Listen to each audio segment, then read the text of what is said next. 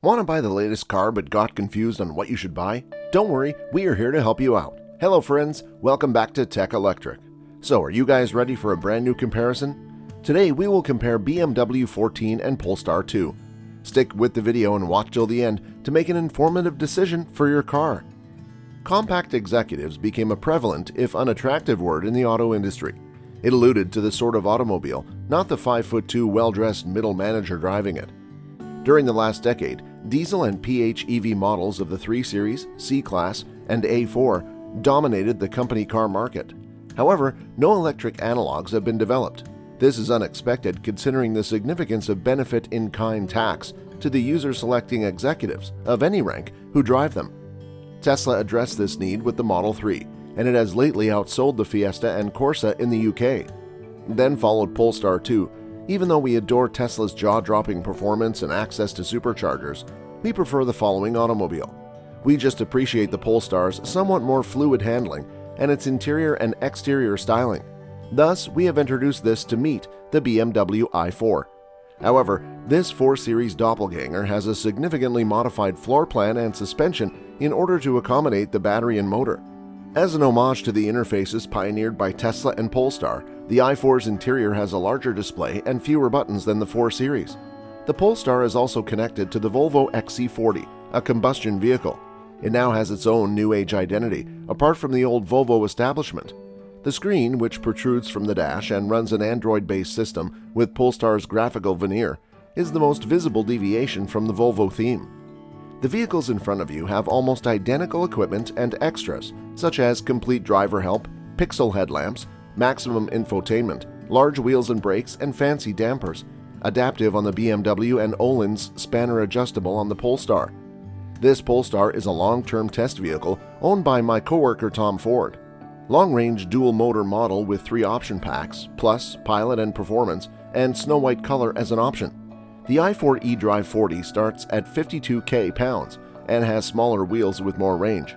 However, the M Sport comes with leather upholstery, 19-inch wheels, and 3 packages: M Sport Pro, Technology Plus, and Comfort Plus. The dual-motor i4 is available, although it is less enjoyable than the rear-drive model. The Polestar will cost $58,800 with the extra shown, while the BMW will set you back £64,705. The comparison to the Polestar's 400 bhp and 4WD and 4.5 seconds, the BMW's 340 bhp and rear drive, although with LSD, and 0 to 62 mph pace of 5.7 seconds are unsettling. However, the BMW's battery is somewhat larger, 80.7 kilowatt-hours against 78 kilowatt-hours. Its WLTP range on these wheels is 344 miles compared to 282 miles for the Polestar. We've been chomping at the bit to get our hands on an i4. The BMW 3 and related 4 Series have dominated their competition for decades. Consequently, a battery-powered version must be irresistible.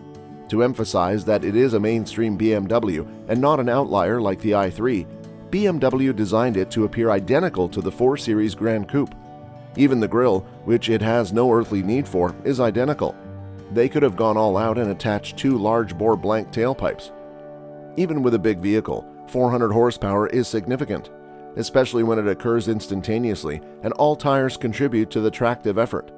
At least up to any respectable UK speed, the Polestar accelerates with a casual though rather harsh ease. The i4 is basically really quick. However, that is sufficient to accomplish any reasonable overtaking. On a dry road, it has sufficient traction.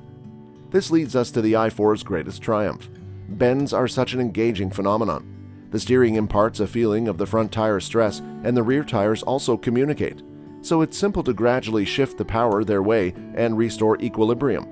The traction control is modest and dynamically adjustable, and an unnecessary off. The Polestar is quicker around every corner and in any weather. It's grippy and accurately steers, requiring nothing from you. However, it is a one-item menu. It has tremendous traction, then understeers somewhat. On wet roads, it understeers sooner and more. It does not communicate or provide alternatives. The BMW is capable of both. However, the BMW also rides nicely. It is hardly pillowy, but its adaptive dampers contain large impacts, smooth out-road roughness, and function so silently that you cease to notice after a time. You're sufficiently low-slung that pitch and rock don't really apply to you. In addition, its tires roll silently on most terrain and the vehicle flies silently through the air. The Polestar has much firmer springs. Its Öhlins dampers perform like those of a rally vehicle on asphalt. They aristocratically control body movement and wheel hop, but they need speed to be effective. This automobile is jarring in the city and makes highways seem corrugated.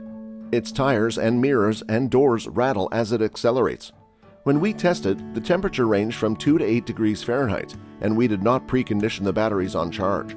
The BMW traveled 235 miles, while the Polestar traveled 175. Consider how comparable their battery capacity is. The BMW achieved 2.9 meters per kilowatt hour, but the Polestar only managed 2.2.